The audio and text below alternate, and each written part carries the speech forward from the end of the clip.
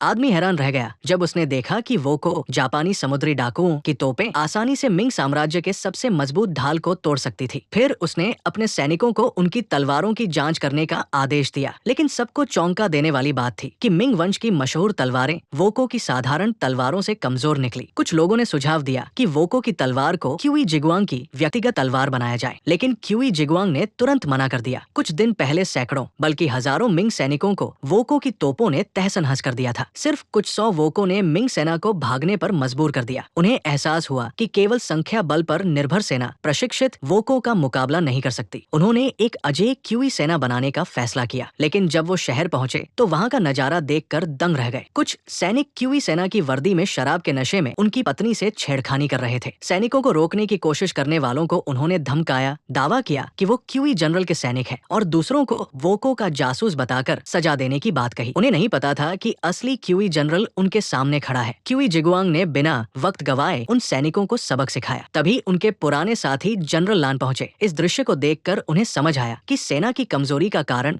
ये अनुशासनहीन सैनिक हैं जो मनमानी करते हैं। फिर क्यूई जिगुआंग ने अपनी सेना को समुद्री तट की ओर ले गए जहां वो ताकतवर योद्धा ढूंढना चाहते थे। वहां पहुंचकर वो हैरान रह गए। दो गांवों के लोग आपस में भिड़ रहे थे। एक गांव के लोगों ने चंद पलों में दूसरे को खदेड़ दिया। क्यूई जिगुआंग ने सोचा, अगर इन लोगों को क्यूई सेना में प्रशिक्षित किया जाए तो वोको को मिंग से खदेड़ा जा सकता है। लेकिन मुश्किल ये थी कि ये लोग सरकार के नियंत्रण से बाहर थे और अक्सर अधिकारियों को पीट देते थे। जाहिर है वो क्यूई सेना में शामिल होने को तैयार नहीं थे, लेकिन क्यूई जिगुआंग के पास पहले से योजना थी। उन्होंने अपनी सेना के साथ गांव के नेता को ढूंढा, लेकिन नेता ने आते ही उन पर गुस्सा निकाला कि उन्होंने गांव की खदान की रक्षा क्यों नहीं की। क्यूई जिगुआंग ने शांति से जवाब दिया कि वो वोको को साफ करने में व्यस्त थे, लेकिन नेता ने उनकी बात अनसुनी कर दी। उसने कहा कि वो सिर्फ ताकत मानता है, जो उससे ज्यादा ताकतवर होगा वही उसका हुक्म मानेगा। क्यूई जिगुआंग ने मजबूरी में नेता से द्वंद्व युद्ध करने का फैसला किया। उन्हें हैरानी हुई कि बिना प्रशिक्षण के नेता उनके साथ बराबरी से लड़ रहा था, लेकिन जनरल होने के नाते क्यूई जिगुआंग ने